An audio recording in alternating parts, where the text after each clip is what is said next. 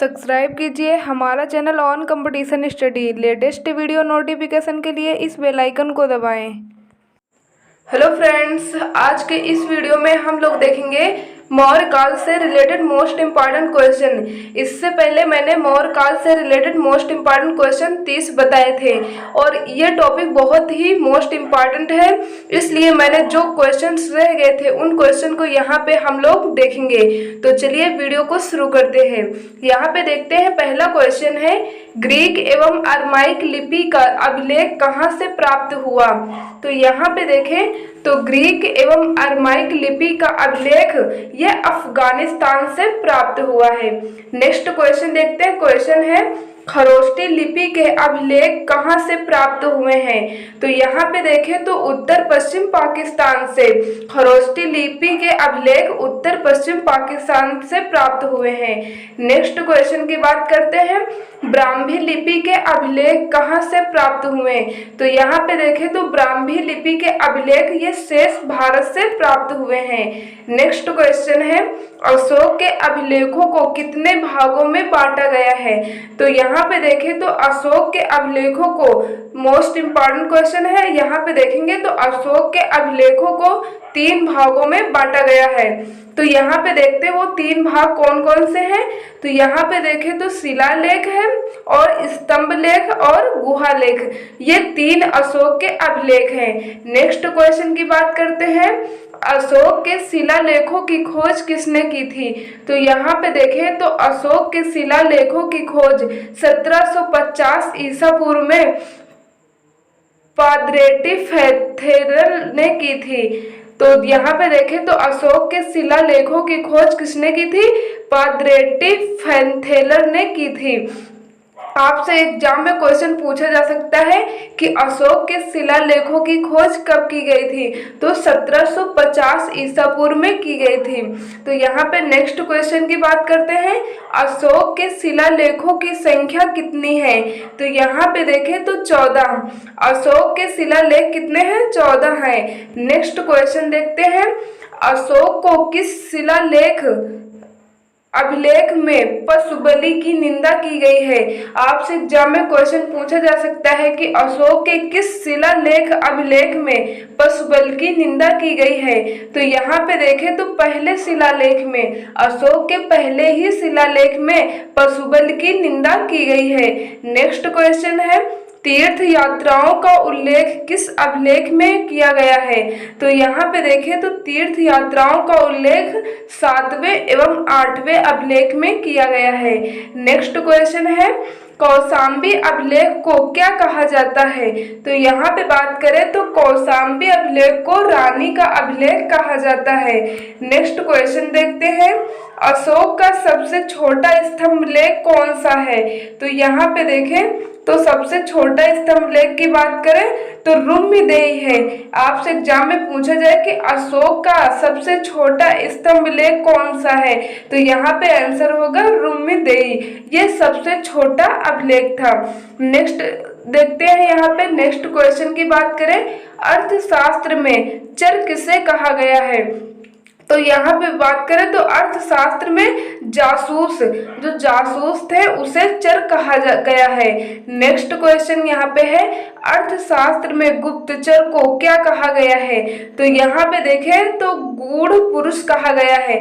अलग अलग इस प्रकार से क्वेश्चन पूछे जाते हैं कि अर्थशास्त्र में, अब यहाँ पे क्वेश्चन है, अर्थशास्त्र में चर को जासूस कहा जाता है और अर्थशास्त्र में गुप्तचर की बात करें तो गुप्तचर को गूढ़ पुरुष कहा जाता है। मोस्ट इंपॉर्टेंट क्वेश्चन है। नेक्स्ट देखते हैं क्वेश्चन, यहाँ पे बिना वर्षा के अच्छी खेती होने वाली भूमि को क्या कहा जाता है? तो यहाँ पे देखें तो अदेव मात्रक कहा जाता है। और फ्रेंड्स, ये सभी क्वेश्चन आपके एग्जाम की दृष्टि से बहुत ही मोस्ट इम्पॉर्टेंट है, इसलिए वीडियो को आप लोग लास्ट तक अवश्य देखें। नेक्स्ट देखते हैं क्वेश्चन है, वह शासक कौन सा था? वह शासक कौन था जिसने राज सिंहासन पर बैठने के लिए अपने बड़े भाई सुसीम की हत्या कर दी थी? तो यहाँ पे देखें तो अशोक। वह शासक कौन था? तो अशोक था, जिसने राज सिंहासन पर बैठने के लिए अपने बड़े भाई सुसीम की हत्या कर दी थी। और यहाँ पे आपसे इस प्रकार से क्वेश्चन घुमा फिरा करके पूछा जा सकता है कि अशोक के बड़े भाई का क्या नाम था जिसकी हत्या अशोक ने कर दी थी सिंहासन पर बैठने के लिए? तो यहाँ पे देखें तो उनके बड़े भाई का नाम सुसीम था। नेक्स्ट क्वेश्चन यहाँ पे है, सम्राट अशोक की वह पत्नी कौन थी जिसने उसको प्रभावित किया था? तो यहाँ पे देखें तो कारुवाकी। कारुवाकी उसकी पत्नी थी। सम्राट अशोक की वह पत्नी कारुवाकी थी जिसने उसको प्रभावित किया था। नेक्स्ट क्वेश्चन है, उत्तराखंड में अशोक का शिलालेख कहाँ पर स्थित है? तो यहाँ पे बात करें तो कालसी में स्थित है। नेक्स्ट क्वेश्चन की बात करते हैं। नेक्स्ट क्वेश्चन है, सर्वप्रथम भारतवर्ष का जिक्र किस अभिलेख में है? और ये क्वेश्चन तो बहुत ही मोस्ट इम्पॉर्टेंट है। ये क्वेश्चन एग्जाम में कई बार पूछा भी जा चुका है। क्वेश्चन तो सभी मोस्ट इम्पॉर्टेंट है, बट ये क्वेश्चन बहुत ही इम्पॉर्टेंट है। आप लोग अच्छे से बिल्कुल इसे याद रखेंगे अवश्य। तो यहाँ पे देखें तो हाथी गुम्फा अभिलेख, सर्वप्रथम भारतवर्ष का जिक्र हाथी गुम्फा अभिलेख में मिलता है। नेक्स्ट क्वेश्चन है, सर्वप्रथम दुर्भिक्ष की जानकारी देने वाला अभिलेख कौन सा है? तो यहाँ पे देखें तो सौगौरा अभिलेख, ये दुर्भिक्ष की जानकारी देने वाला सर्वप्रथम अभिलेख है। नेक्स्ट क्वेश्चन की बात करते हैं, सर्वप्रथम भारत पर होने वाले हुड़ आक्रमण की जानकारी किस लेख में मिलती है? तो यहाँ पे देखें तो भीतरी स्तंभ अभिलेख से मिलती है। नेक्स्ट क्वेश्चन है, रेशम बुनकर की श्रेणियों की जानकारी किस अभिलेख से प्राप्त होती है? तो यहाँ पे देखें तो मंदसौर अभिलेख से रेशम बुनकर की श्रेणियों की जानकारी मिलती है। नेक्स्ट क्वेश्चन देखते हैं, अभिलेखों का अध्ययन क्या कहलाता है? तो यहाँ पे देखें तो अभिलेखों का अध्ययन क्या कहलाता है? एपिग्राफी। बहुत ही मोस्ट इम्पॉर्टेंट क्वेश्चन है, जिस प्रकार से साइंस में ये पूछी जाती है। जैसे कहते हैं कि पक्षियों का अध्ययन क्या कहलाता है, तो ऑर्निथोलॉजी। छिपकलियों का अध्ययन क्या कहलाता है। इस प्रकार से जितने भी अध्ययन जैसे जीव विज्ञान में होते हैं, उसी प्रकार से आपसे यहाँ पे भी क्वेश्चन पूछा जा सकता है कि अभिलेखों का अध्ययन क्या कहलाता है। तो यहाँ पे देखें तो एपिग्राफी बहुत ही इंपॉर्टेंट क्वेश्चन है। नेक्स्ट देखते हैं, क्वेश्चन है, प्राचीनतम सिक्कों को क्या कहा जाता है? तो यहाँ पे देखें आहूत सिक्के। प्राचीनतम सिक्कों को आहूत सिक्के कहा जाता है।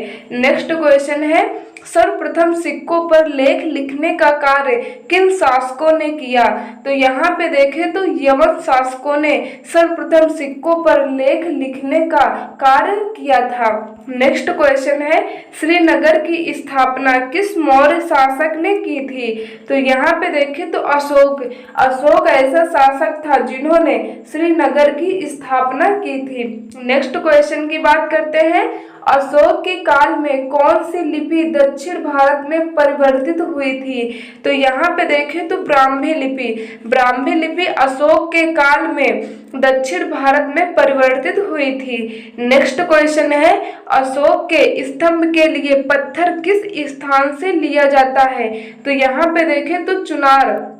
अशोक के स्तंभ के लिए पत्थर चुनार नामक स्थान से लिया जाता है। नेक्स्ट क्वेश्चन है यहाँ पे, अशोक के समय मौर्य राजतंत्र के बारे में क्या विशेषता थी? तो यहाँ पे देखें तो पैतृक निरंकुशवाद था।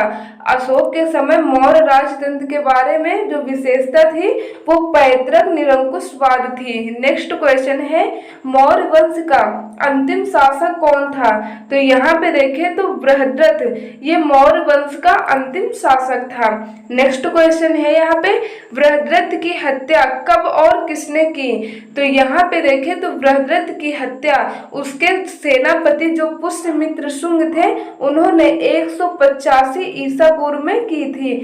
तो प्लीज आज का वीडियो यहीं तक, और उम्मीद करती हूँ कि आपको ये सभी मोस्ट इम्पॉर्टेंट क्वेश्चन समझ में आए होंगे। तो प्लीज यदि आपको वीडियो अच्छा लगा है तो वीडियो को लाइक कर दीजिए, और ऐसे ही वीडियो देखने के लिए आप हमारे चैनल को सब्सक्राइब करके साथ में लगे बेल आइकन को प्रेस कर लीजिए, और वीडियो को ज़्यादा से ज़्यादा अपने फ्रेंड के साथ शेयर करें। मिलते हैं नेक्स्ट वीडियो में, तब तक के लिए जय हिंद जय भारत।